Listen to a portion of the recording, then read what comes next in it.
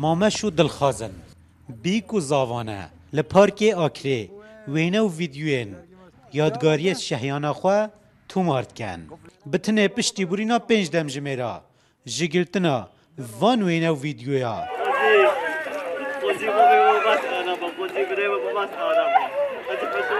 روشا دلخازه جه کیف و خوشیه دهتا گوهارتن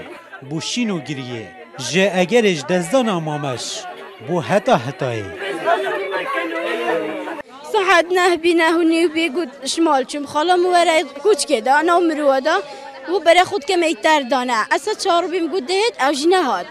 هم برای خود که ده که مامش چه دیهار نه حتی ایتن جور بجن ولا بجنه من مامش ده هم بی ادنا بجنه میجیم مرید بجنه من بس ده هم بی دایکا مامش 27 سالی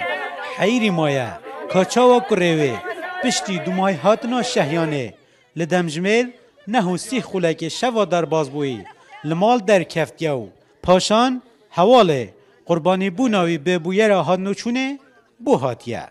دواتا خو کرو شویدیست حنه در کفتو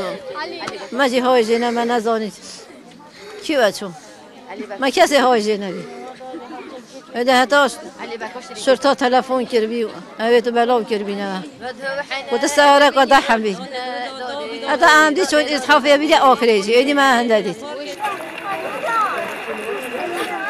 دنافبرا شوک و روژه دا هم دهواتی هم جی تازی دار ین مامشی سردانا کسو کارتوی کرن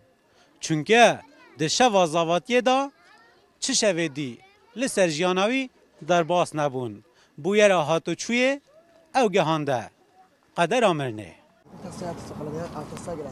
لجه بویرهو سریا سرکی دنافبرا نحیا روویا و قضا بردرش خلق آماده بوینه او دخوازن ریت هادنو چون اوان خوش ببن داکو بویر کیم ببن تلقى بشوار عب كله دوساي شاكنوا عالم خسارنا بي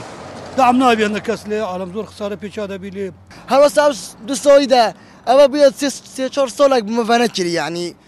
نظام بوچي بنا كان يعني عالم قال زيون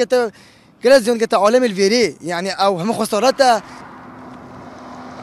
ده سال 2017 دا 114 بریندار و 33 کس لسرین هاتو چویا دورا بردرش بوینا قربانی ل 2018 جدا مامش قربانی 5 الوی دوری گرون علی روداو قضا بردرش